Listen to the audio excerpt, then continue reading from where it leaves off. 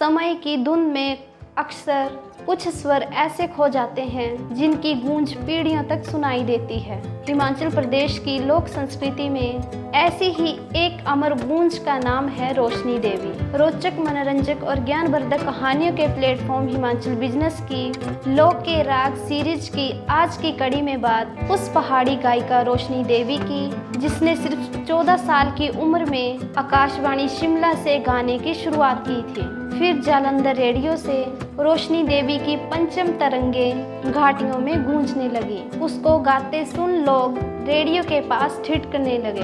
बाद में रोशनी देवी दिल्ली, श्रीनगर और मथुरा रेडियो से भी उसके गीत बजने लगे। इतना ही नहीं, उसने देश के पहले प्रधानमंत्री पंडित नेहरू और फिर प्रधानमंत्री इंदिरा गांधी के सामने भी सुर साधे।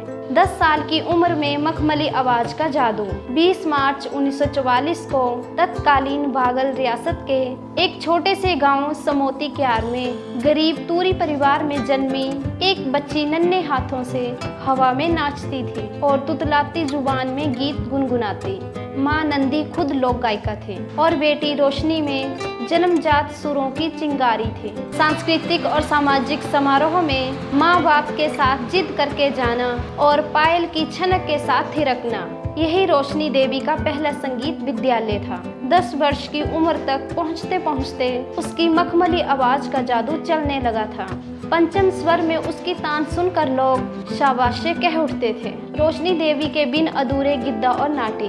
एक वह दौर भी आया जब अर्की तहसील की गलियों से लेकर सोलन और ठियोकी की पहाड़ियों तक नाटी और गिद्दा रोशनी देवी के नाम के बिना अधूरा लगने लगा। उसकी थिरकती उंगलियां और नाटी की लह में डूबा स्वर दर्शकों को रात भर जागने को मजबूर कर देता था। रोशनी देवी ने फिल्मी गीतों से लेकर बज्जी, बिलासपुर और चंबा के पारंपरिक गीतों के हर रंग को अपने सुर में पिरोया। भामणा रे छोरू पहलड़िया भाग न जाया मेरिया बोरा, तू नी दिसदा वे मोहना और चंबे रे चौगाने डेरा तेरा। ये गीत हर पहाड़ी की आत्मा की आवाज थे और रोशनी देवी उनकी भाषा बन गई थी। सामाजिक बदलाव की आवाज। साल 1959 में केंद्रीय सरकार के गीत एवं नाटक प्रभाग से जुड़ने के बाद रोशनी देवी की गायकी की यात्रा पूरे भारत तक पहुंच गई। अब वह लोक कलाओं से सामाजिक बदलाव की आवाज बन चुकी थी।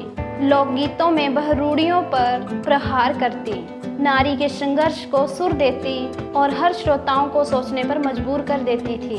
रोशनी देवी सिर्फ एक नाम नहीं, लोक संस्कृति का सूरज थी। उन्होंने जो स्वर बोए वे आज भी पर्वतीय बिहार में गूंजते हैं।